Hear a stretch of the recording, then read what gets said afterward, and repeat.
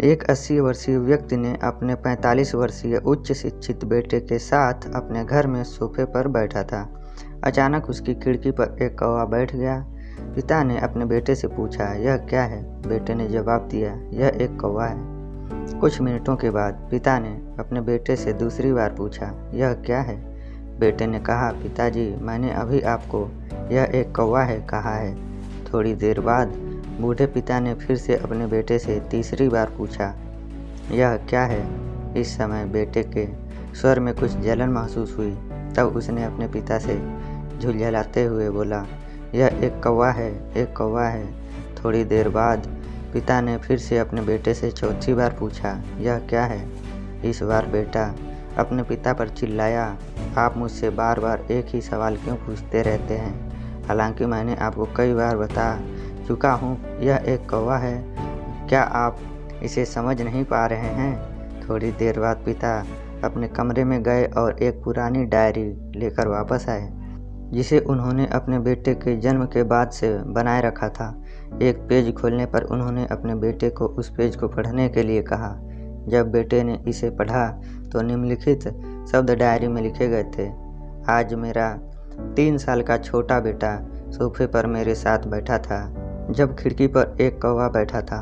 मेरे बेटे ने मुझसे 23 बार पूछा कि यह क्या है। मैंने उसे 23 बार जवाब दिया, यह एक कौवा है।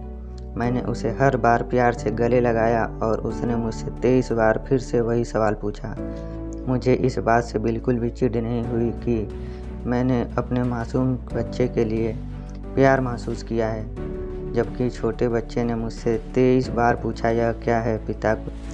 पिता को 23 बार पूरे सवाल का जवाब देने में कोई जलन महसूस नहीं हुई। और आज जब पिता ने अपने बेटे से सिर्फ 4 बार यही सवाल पूछा तो बेटे को चिढ़ और गुस्सा महसूस हुआ। इसे पढ़कर उस बेटे को अपने किए गए व्यवहार का पता चल गया था, जिसके चलते वह मन ही मन बहुत शर्मिंदा हो रहा था।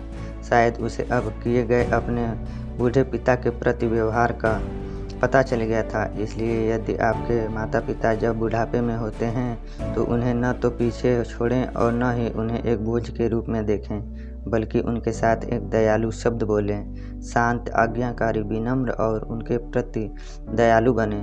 अपने माता पिता के प्रति विचारशील रहें। आज इस बात को कहें, मैं अपने माता पिता को हमेशा खुश देखना चाहता हूँ। जब से मैं छोटा बच्चा था उन्होंने मेरी देखभाल की।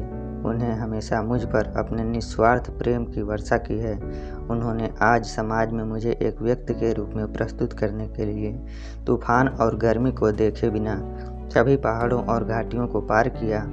भगवान से प्रार्थना करें, मैं अपने बूढ़े माता पिता की सर्वोत्तम तरीके से सेवा करूंगा।